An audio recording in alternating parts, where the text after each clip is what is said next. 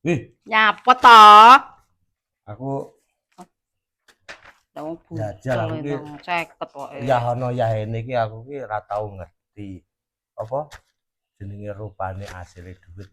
Ngerti niku mung mangan, njaluk rokok ditukokke, njaluk duit bensin diwehi. Aku sing sak benere ngono ki jane ki awake dhewe bakal tempe ki entuk opah apa ora, Mas? Yo entuk to nek entuk. Lah nek ora entuk lha apa yo ora iso tuku meneh. Nyatane yo iso tuku meneh, ora pernah to, Pak. Bline entek ki lho, tak blonjo iki golek utangan sik ndang. Sithik-sithik nyabet rono nyabet rene ngono. Lah iya aku ki takok. Lah Ya mestine yo entuk to. lha ngono ki mboyo aku ki pisan-pisan ki diwehi ngerti. Ora kok terus gak roh rupane. Ngerti mau masa aku dadi wong lanang kok ngertine kuwi meng madang, ngrokok mergawe, madang ngrokok mergawe kaya ingon-ingon. Yo ngerti wae kowe wae sing ora anu. Lah Ora rambut ngah. lah rambut dudehne kok. Ora didudehne apa. Wong iki lho yo anake iso ora ndelene Quran. Ayo. Iso Lah lah aku malah jajal. malah aku lho sing dudene Sari aku dhewe ora roh. Ndelok dhuwit piro? 800 ning Quran kok roh.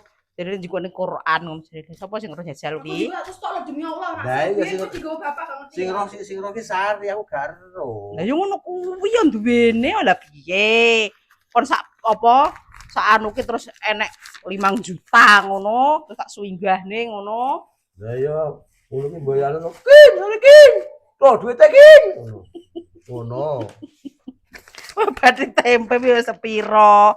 Ngono to. Yo ngono kuwi entukane to yo an. Yo ora Itu sepenting ki yo wayah tuku dele ki yo ngono kuwi duwite yo kuwi kadang yo ngerti dhewe. Iki lho Pak duwite nang dengan pitan 4 juta yo wis to ngono kuwi. Ora ngetokne ora wongne jare. Lah ngono kuwi kan sing duit ki sing akeh tuku dele. Lah itu yo ngono kuwi entuke lha yo piye lah yo iki. Maksud iki opahe ngono lho Allah maksud. Allah Allah. Ora kok terus isi didudene ki nyo ki duite esuk aku ngadine teko.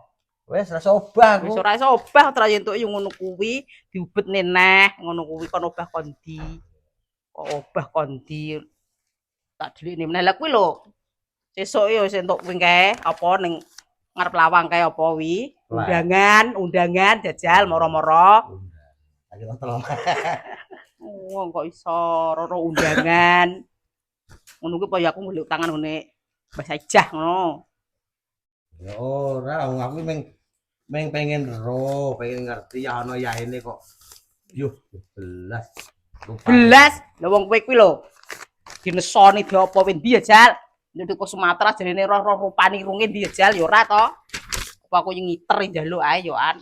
Lah wong kowe iki wong digolekne jarimu kowe emo ya wis ta tak jaluk. Piye? Wadune. Gua mau sisa diburi sisa naik. Alah, sisan neh. Kari entek. Endila lah wis tage Kalane anake. putune anake jajan iki ngono kuwi. Lah faktane kan ya ngono. Kok penak men ratu dunung entek nganggur. Dunungnya apa? Dunungnya neng putu ya saya gede. Oh. Ya kaya. Iya Bapak. Masalah aku mau ki sarapanku entuk sego omah ya aku madang aku. Bayu. Lah aku lho teko. Warep ya. Teko apa soal apa niki omsete lamun gawe tempe wis teko madang. Lah iya lho sesuk iki ya luweh kok ngomong teko omset iki ya nganggo energi ya luweh barang ngene kok. Lagi muda energi gitu kok ya. Nambah rego energi. Rumangsane ngono kaya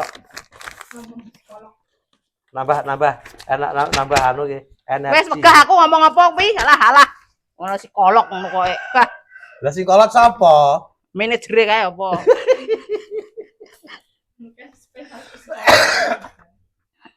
Wis teko kolot barang iki. Ya alhamdulillah. Lah ku gawe tempe rampung sore, Lek. Rampung sore, rampung awan. Yo. iki sesuk ape tinggal lunga aku yang gawe ra ketang sithik ra ketang apa iku separo niki ngono wae engko digawe tempe godhongan karo anune. Lah Sing wis paten, wis anu kuwi. lah lho. mau tinggal yang di Alah sesuk ki sedelet e tonggo paling ku ngasal kok magrib teko ngomah. Yo dolan to, moke jenuh ning omah. lah aku kate jak. Kok lek kuat ora montore lha engko montorku semes kuwi. Wah. Kok Elah, mesane sing langganan kawak iki lho Pak sing penthuk lho njaluk 7, 6 terus ora gawe dikek dadi ki yo mo. Suloyo. hanya demi jalan-jalan arek healing ya kok lali karo bojo.